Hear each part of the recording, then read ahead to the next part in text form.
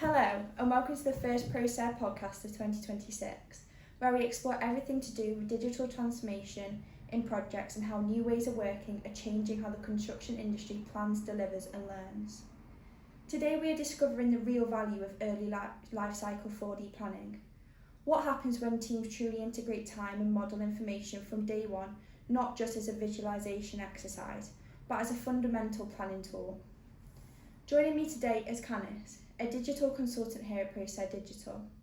He has experience in digital delivery and has worked on various infrastructure programs, seeing firsthand how early integration unlocks value.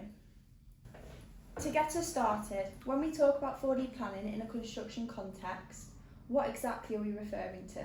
So in simple terms, 4D planning is just linking this construction program to the 3D model to see how it's built over time. This helps build an understanding of what gets built, where and when, and how the activities interact with each other. So instead of looking at isolated Gantt chart, you get a nice visual sequence of the construction works. Thank you. And why is the early lifecycle part of 4D so important?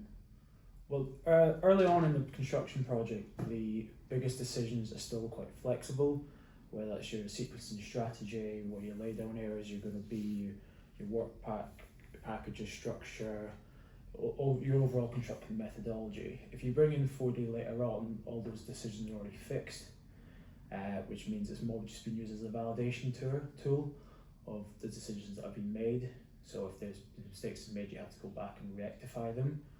Bringing it in early shapes those decisions. It influences how the project will actually be delivered.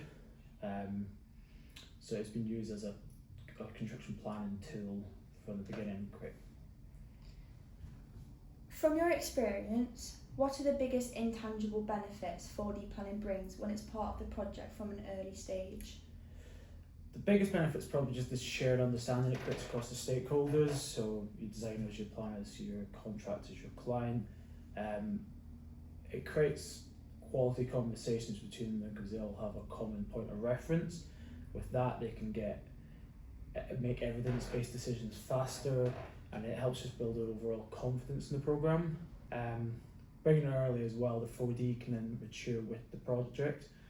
So this effort spread over the life cycle. You're not rushing everything right at the end just before construction, and that way it's just a bit more cost effective, and the teams can respond to the changes in the program or the design in a much more controlled way. One of the most talked about points is enhanced planning and scheduling. How have you seen early 4D adoption improve a team's ability to foresee and manage sequencing issues? Well, having the sequence visually, your spatial problems become obvious straight away, whether that's trades that are stacked on top of each other, there's access gaps, overlapping in your tasks that are a bit unrealistic, there's missing temporary works. All these things just become really, really obvious when you can visualize it. Another part of the problem is missing scope at the beginning. A lot of times scope gets missed, and as the program gets more and more detailed, that doesn't get picked up on. And if you're looking at a Gantt chart in isolation, you can't see what's missing from it. You might be able to spot a mistake if it's not physically there. Bringing that to life in a 4D model just highlights where that scope's missed, and focus you to make the program work physically as opposed to just logically. So if the scope's been missed from the beginning, your program might still make sense logically, but if it doesn't build right, then you can capture that earlier on. Another key benefit is better coordination across disciplines. Can you share how 4D planning helps align different trades and stakeholders around a common plan? Yeah, so as mentioned before, is that shared reference point for everyone. But from the designers can actually see what's going to be constructed from the design. The planners can set test sequences, and the contractors can understand their site interfaces and the site logistics that might have an issue. The issue we have is a lot of these large complex sites have large teams, which means they often work in isolation, and they don't get a lot of visibility across the disciplines. The 4D model kind of exposes those silos and forces them to kind of take a look at what the other teams are doing, especially because we work on a lot of sites where operations need to run. So in the 4D model, you can have the actual construction works as well as day-to-day operations built into it. This is when you try to plan lay-down areas, access egress, where your cranes might set, your temporary works. If you can coordinate the multiple projects at once, you can minimise this disruption of the day-to-day business and ensuring the site can just continue to function safely and efficiently. What about risk mitigation? In your view, does seeing the schedule as an animated sequence help teams spot problems earlier?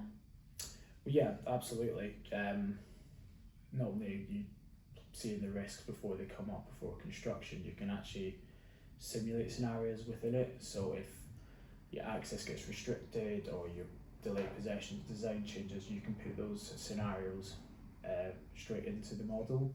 You can then plan proactively and mitigate those risks. So if it does eventually come up on site, you know what the plan is. You can also then highlight high risk zones, critical periods, so that again you can use that as a mitigation, so you know when the high risk periods are coming, the issues there might be, you can plan accordingly based off your risk management plan. What impact does that have on cost, quality and safety? Well, better sequence and logic straight away just means less reworks, which in terms of lowers the cost.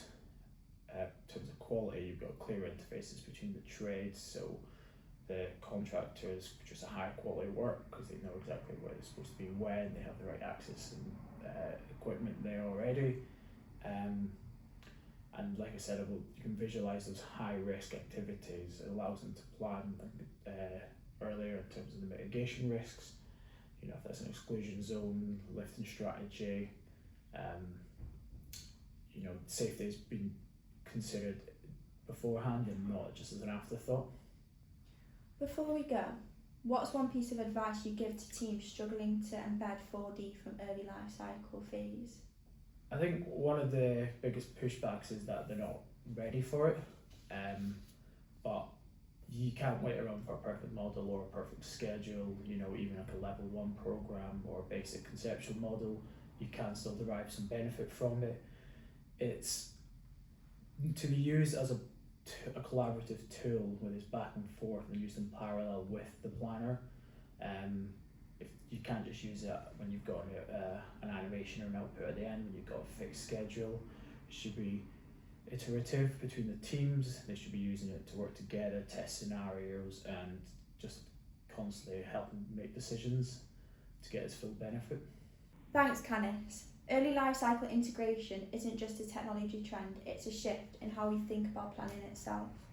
If you would like to learn more about how Procer Digital can support the process of early life cycle integration of 4D planning, visit procerdigital.com or follow us on LinkedIn for updates on digital transformation and project delivery.